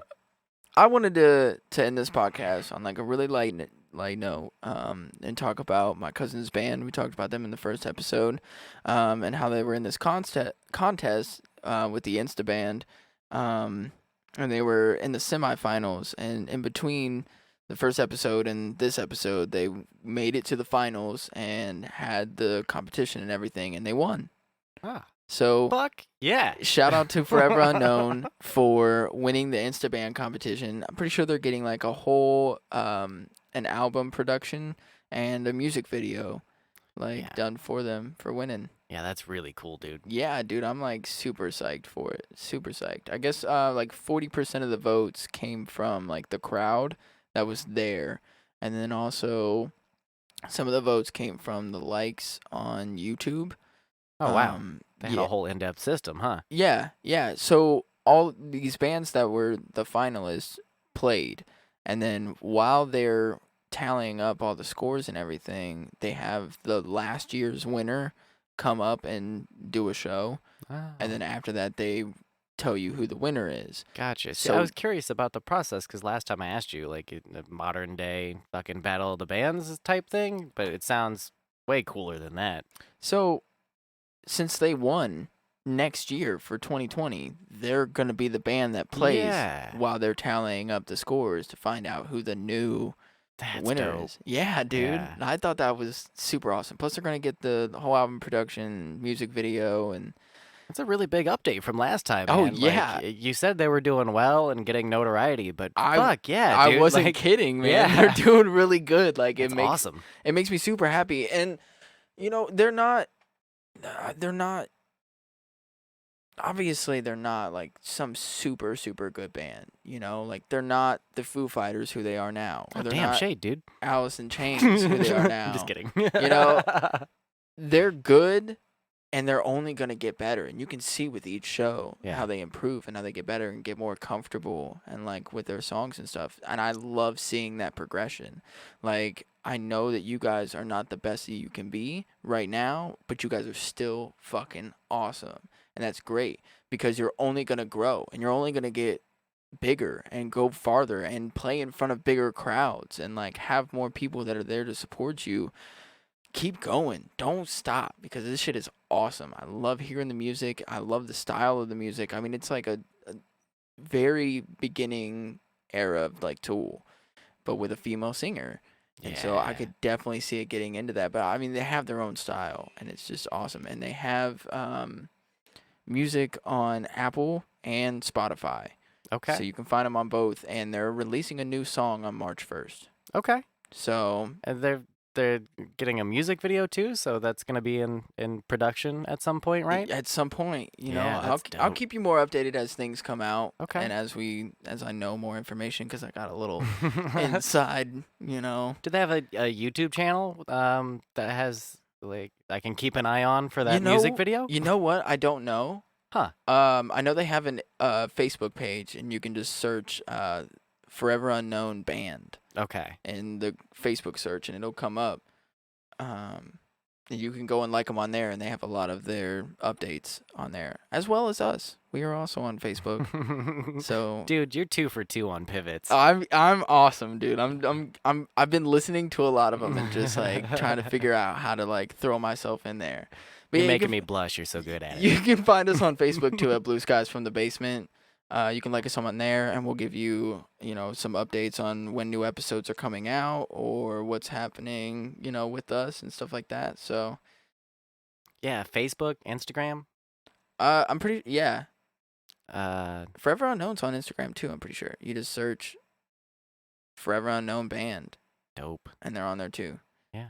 You got to be on everything now. Oh yeah, we are on everything actually officially now, aren't we? Yeah, any podcast app that you want to use, Android, iPhone, whatever your favorite pod catching app is, you can listen to us there. We're literally on everything that you can listen to podcasts. They are on. Forever Unknown is on YouTube. Awesome. By the way, they do have a they have YouTube like some page. live performances there. They do. Dude, They do. dude, that's what I'm gonna go home and watch. I'm gonna get sucked into YouTube videos. I'm gonna watch these, and that's gonna lead to me watching other live performances. It's gonna be great. Yeah, they got a few videos of the bar that they play at on Fridays, and then they've got a video from the Big Room Bar where CD 102.5 does their radio show and everything. Like they played shows there a lot. Awesome. Doing opening up for bands that are doing album releases.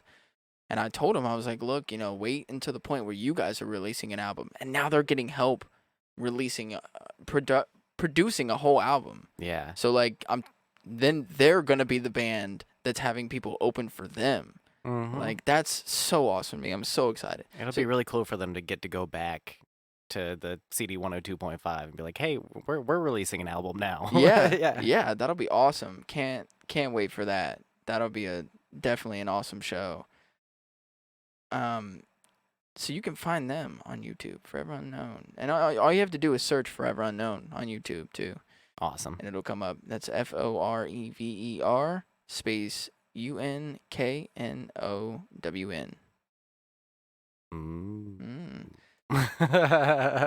But speaking of us, yeah, being on like everything, we're on like Himalaya. Yeah, if you want to use Himalaya, they've got this really cool feature where if you don't like Patreon, PayPal, the Cash App, or whatever you use to send money to the things that you like, they have a tip jar. So if you listen to us on Himalaya and you like the show, you can send us 50 cents, $1, $5, whatever you want. Hey, there you go. Or we do have our Patreon where you can subscribe to us, and we've got different tiers that give you different, more exclusive things. I think $1, you're getting a little badge, a little icon. Yeah, you can use it on your PlayStation Network account or social media, whatever you want. Heard it's a little that. Cloudbuster badge. Hell yeah. Making the skies more blue. Hey, that's what we're trying to do.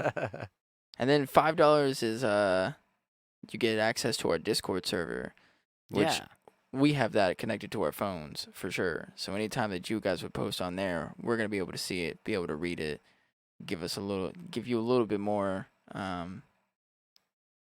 We really want to develop a community that talks about the topics that we bring up on the show. We want to see what you guys' opinion is on it, what you think about our takes on it. And it doesn't even have to be about things in the show. We just like-minded people having a conversation on the Discord. I think that'll be a lot of fun. It'll be fun to hop on there and see what you guys are talking about. Yeah, I'm sure it'll go like way different directions and everything. We'll have to create a lot of sub chat rooms and stuff. Yeah, for Definitely, sure. It's gonna get a little out of hand eventually. Yeah. Oh yeah. So yeah, check that out. We'll have that up.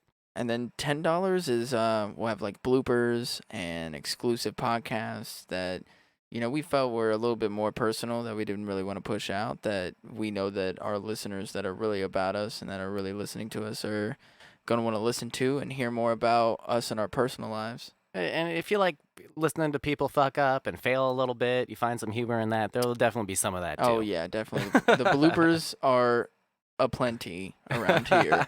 I can tell you that much. We're super professional. Follow us on Instagram, Blue Skies Pod, BLUSKIESPOD. Ooh, POD, the band. Yeah, dude, I like the word pod. Me too. Me too. Pod. It's part of why Tide Pods were kind of appealing too. Like, they look good, and pod is just a comforting word. You know what I want right now? A Tide Pod? A Tide Pod. I want me a delicious little Tide Pod. You know what? Hold on. They taste like orange creamsicle. You know what? I got me a Tide Pod right here. Oh, dude, that looks fucking tasty. Do you hear my Tide Pod? I'm going to eat this Tide Pod. Dude. Oh, man, my mouth's watering watching you eat that. My mouth is clean now. Brought to you by Tide. Get the fuck out of here. They're going to be so mad when they hear that.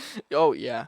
I don't think we can release that. We'll get sued. Definitely. You should just bleep it out. Like, say the ta and then bleep the rest of it out just so we don't get sued. We actually don't support this podcast because they support cannabis, and yeah, we don't. We don't agree with that. I think it's super funny to just be like, we're sponsored by some large company. Just throw it out there, and we're totally not.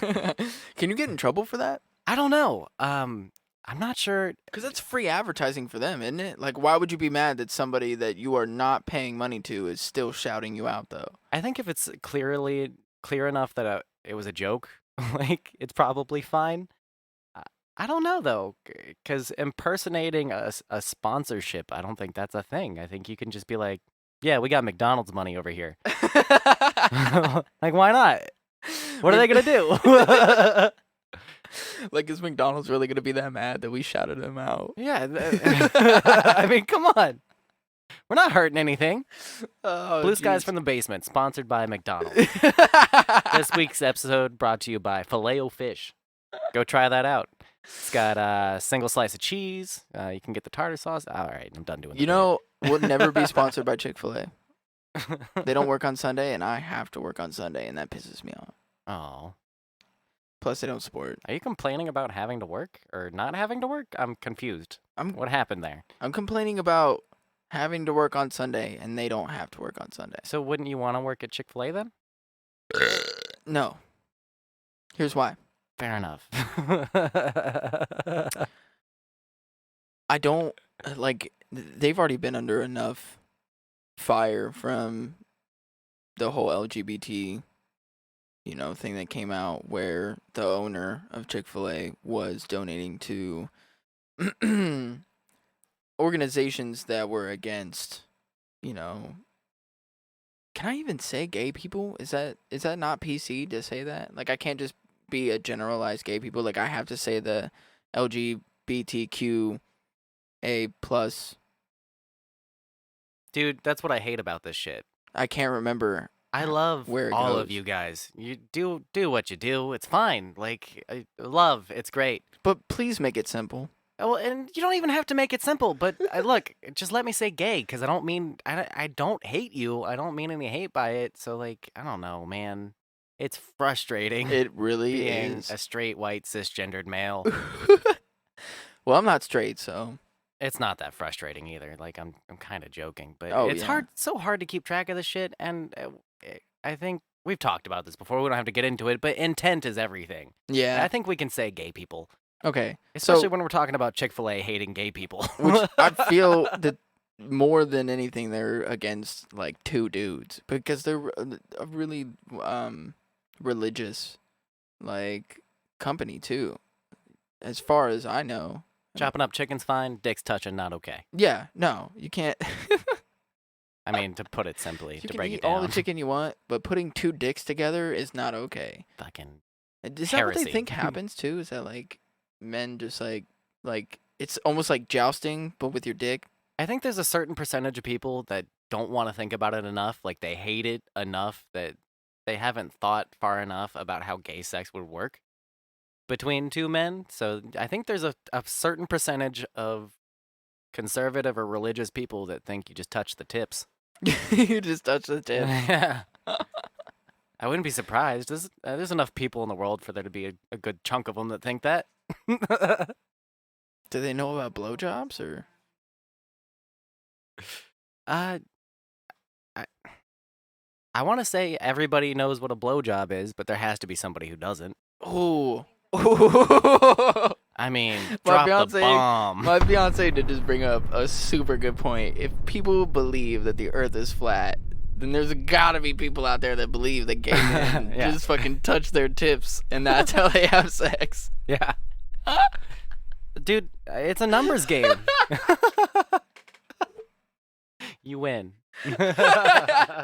I would love to meet somebody that has that ideology because they would be hilarious. Oh, I would man. definitely have to go into that conversation with the mindset of anything that you say, I'm not going to take seriously at all. I'm not going to take anything you say seriously, especially up to that point. Yeah. Like, once you start talking about that, I'm just going to laugh at you extremely hard. I'm going to laugh harder than a gay man's penis as he's touching the other tip of another gay man's penis. I just pictured tiny little dick holes chuckling. Why? Because you said a gay man's penis laughing.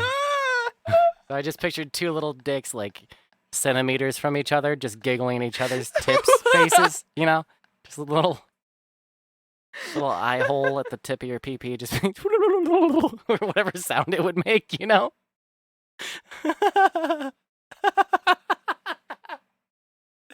And they're both just laughing in each other's faces. No, stop. Dude, if my dick made sound, I wouldn't fucking touch it at all.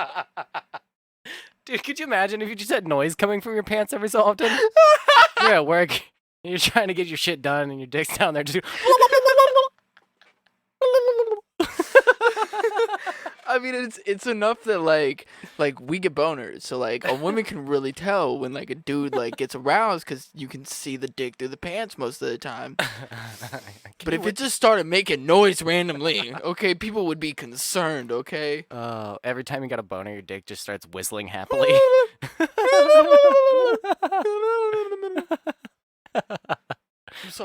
I'm sorry. I started thinking about you in a bikini, and one thing led to another. Oh, shit, dude.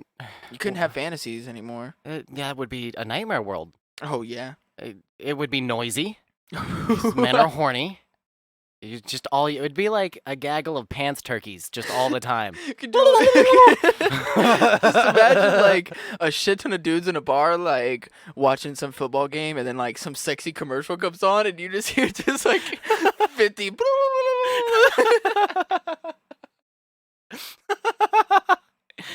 It's like turkeys. If you gobble at them, they'll fucking all gobble back at you. Fuck, dude. Strip club. Yeah, the girl starts walking out, grabs onto the pole, and then just a wave goes across the crowd. You can hear it start at the front of the room and move to the back. From now on, sex is not the woman moaning. That's not how you know the sex is good. It's how loud the dick is. You just hear a muffled...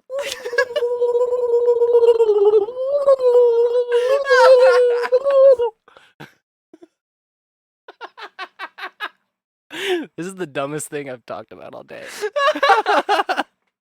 In multiple days. Maybe even in weeks. Oh, fuck, dude.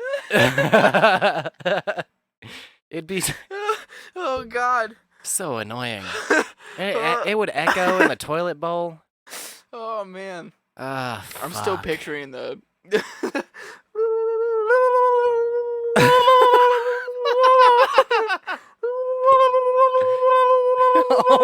god. Yeah, I mean, you change speed, it's gonna change how. It's like when an ambulance goes by. You know, the Doppler effect.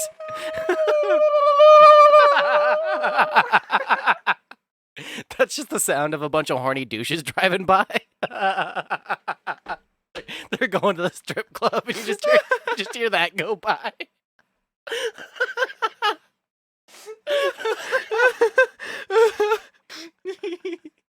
Porn would be so much more interesting because they like coming on the chick's face, so like it would be that muffled like. I'm laughing so hard I'm sweating. Fucking crying over here, dude. Oh fuck, dude. That's the only way you could get me to watch the entire porn video is if it was just fucking the whole time. Yeah, I would. You see? Yeah, exactly. She wouldn't skip it either. She'd watch the whole thing. Oh, fuck, We dude. just found a way to make women watch the whole porn video. Just make dicks hilarious. That's all you gotta do. I mean, we started off saying it'd be a nightmare world, but I'm crying. Like, this sounds awesome.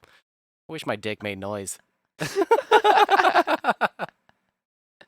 Oh, God. I would feel so bad.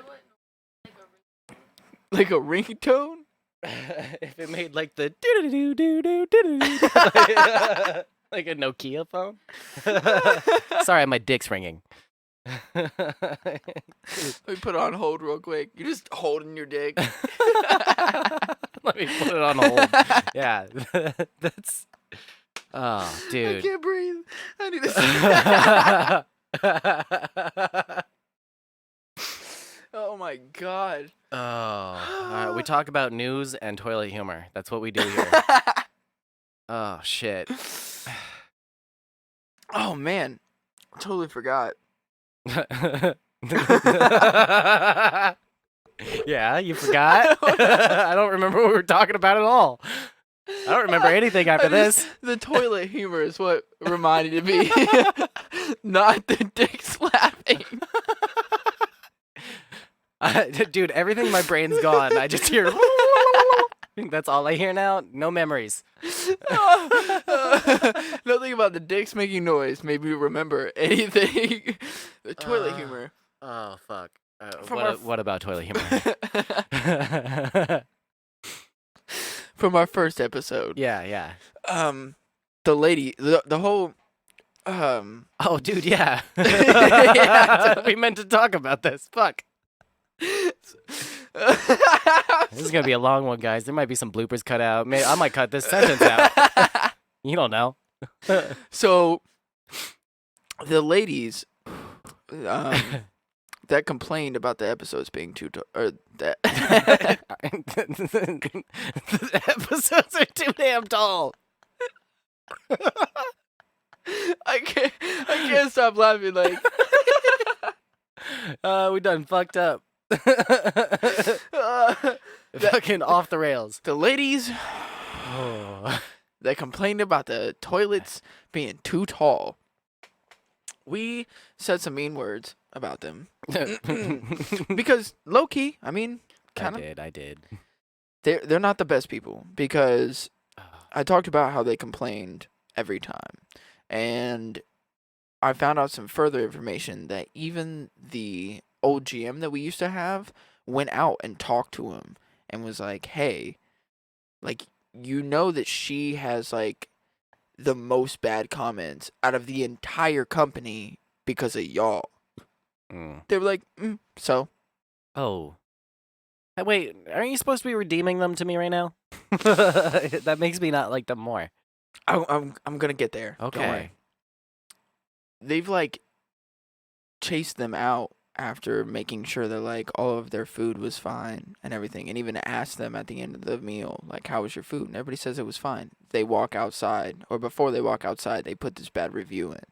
So they chased him down as they're like going outside, and she's like, why are you saying this? Like, you just told me that all the food was fine. They just didn't want to talk and just left.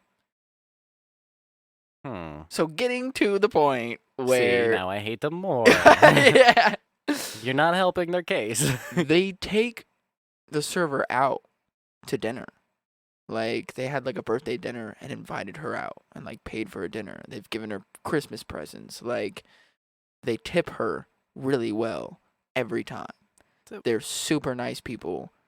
Are they Buddhist? Are they trying to put balance into the universe I or something? What the don't fuck is up with that? See, this is the point where I'm like, I have that whole 50-50 where I'm like, nah, still fuck you. But, like, why are you being so nice then? Like, what was the point of being so nice if you're just going to be an asshole behind my back? Yeah, I don't get the bad review even more now. Like, and I'm more confused that they're nice people. Like, they take her out to dinner for her birthday? What? I need a fucking tissue. I got, like, snot in my nose from laughing so hard. Dude, that shit makes no sense.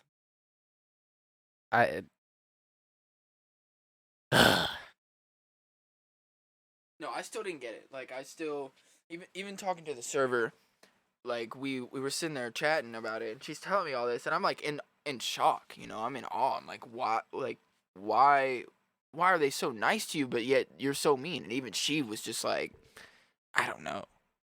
Like, that's just how they are. Huh. And it didn't make any sense to me, and still doesn't. They must have some weird, like, moral compass where you just don't review good at a restaurant or something. They're like, it's never good enough or some bullshit like that. That's Like, what it seems like. Like, you complained about the toilets being too tall. that's not even your server's fault. No. Yeah, but like, they don't even have to put her name either. That's the whole other side of it. Oh, yeah, Crystal dealt with that when she was working at Uno's. They had this whole system where, like, if anything was wrong, regardless of what regardless of what the server did, she got the negative points for it. Like, Because they would put her name in it. yeah, exactly. Yeah, same thing with these people. Like, they don't have to put her name in it, but the fact that they do is what gives her such a bad. Yeah. So there's a side of me where I'm like, They seem like sociopaths. I'm gonna double down and call them even worse things. I was trying to redeem them, but I don't think that's working out. No, because, like, I just don't get why you would be friendly on one end and then knowingly harm the person in their job on the other end. It's like they're trying to make up for bad behavior that they're doing to her. I don't know how much it affects her. Like, I don't know how much the bad comments affect her and her job, because she's just a server. Like, all of her money comes from tips. If they're tipping her good and they're just writing this bad review, I mean, the company at some point comes and they're like, why is this server still employed? Why do they still have a job? Yeah, that's what I was gonna say. They've had so many bad complaints about them, but then you explain it and you're like, it's one table that comes in all the time that just for no reason puts her name on it. Complains about things that are completely out of her server's control. Maybe like- they just want her to see the complaint. Like, they want her to be aware of everything they don't like. I don't think it's like that. I don't Huh. think that she can see that it's. Yeah, I'm done trying to explain these people. Fuck them. Yeah. I was trying to see if maybe we could find some light in this, but that just doesn't make any sense to me. It doesn't seem like you have any good no, there's just no good that comes out of that. You're being a nice person, but then behind my back you're just completely rude. Yeah, it seems two-faced. And I know we try to put a positive spin on things here at Blue Skies from the Basement, but I mean, I even think the positive spin here would be some people kind of suck, so it's okay. Even the manager came out and was like talk to him. It's like, you don't have to put her name. You can still write a complaint about this store and everything, and that's totally fine. Like, do that, whatever. You don't have to put her name, and they just continue to do it. It's just adding to the list of things that don't make sense about these people. Because, like, you remember my reaction from the too tall toilet thing. Like, it makes no sense. Yeah. How is the toilet too tall? What are you talking about? That's where I'm at. Fuck off. That's where I'm at, man. And now this, just more added to the mystery. Like, I don't know. It's an enigma. I've never seen them either. I don't even know what they look like. So I've just got. What if they're like blurry and you can't tell what color they are? And like, what if these are just like complete mystery people? What if they're aliens? The fucking lizard people, man. Came up here to just fuck some shit up. Yeah. And complain about the toilets. This is like chaotic neutral, right? Yeah, that's kind of the philosophy. Like that's what I meant when I was saying like, are they some form of Buddhist or something? Because like you're doing one thing and then trying to balance it out with the other. It does seem like they've got some sort of reason for doing it, and it would have to be some sort of balance thing. But I don't know what their justification is. But they even hang out with her outside of work. It's ridiculous. I don't understand. Yeah, I'm confused. Huh. Like, how you buy presents for me, but you complain about me every single time. You tell me that I'm an awesome server, but you complain about me every single time. You tip me well, but yeah, you complain about me every single time. Or complain about something and then put my name in there so it looks like to the company that it's a complaint about me. Yeah. No. No. No. Huh. No. I can't even come up with a good reason for why. Like, I don't know, man. We're gonna have to Scooby-Doo this shit. There needs to be more info. And by the way, the server loves these people. Like, and that makes me so much more, like, even more just, I just want to bang my head on the desk. Like, For the listeners, my head literally just exploded off my fucking shoulders. Like, it doesn't matter. I don't know, man. I don't know. I hope that there's some good somewhere in this whole situation. I could hear you rubbing your eyes while you said that. Like the strain in your voice as you're like, I don't get these fucking people. Like you can hear the action. I was really rubbing my eyes. I think it'll come through in the eye. I think people will be able to tell. People will be like, oh, he's frustrated right there. He doesn't get it. I don't get it either. What the fuck? I'm just constantly doing that thing that the kid does from Dazed and Confused, where like grabs the nose of his or the bridge of your his nose. Yeah. The nose of his bridge, the bridge of his nose is like, man, just. And anybody that's seen that movie knows what I'm talking about. It's like you're trying to hold up your head by your nose. Like you're just like. It's like pinching it. It's like annoying. I'm like, what are you doing, dude? Let go of your face. Yeah. Just. Man, I just hold my face, dude.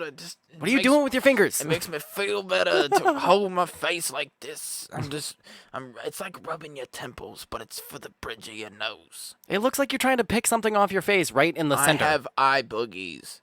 That would be the only like justification for doing that. Did you have eye boogies? I don't know. Penis.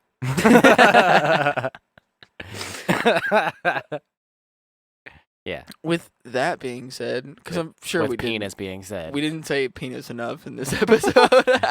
This episode was 50% penis. This episode has been sponsored by Penis. Find them wherever you hear the in stores near you.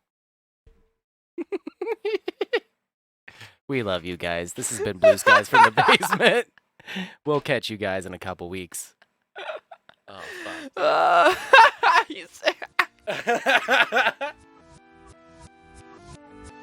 Later. Peace.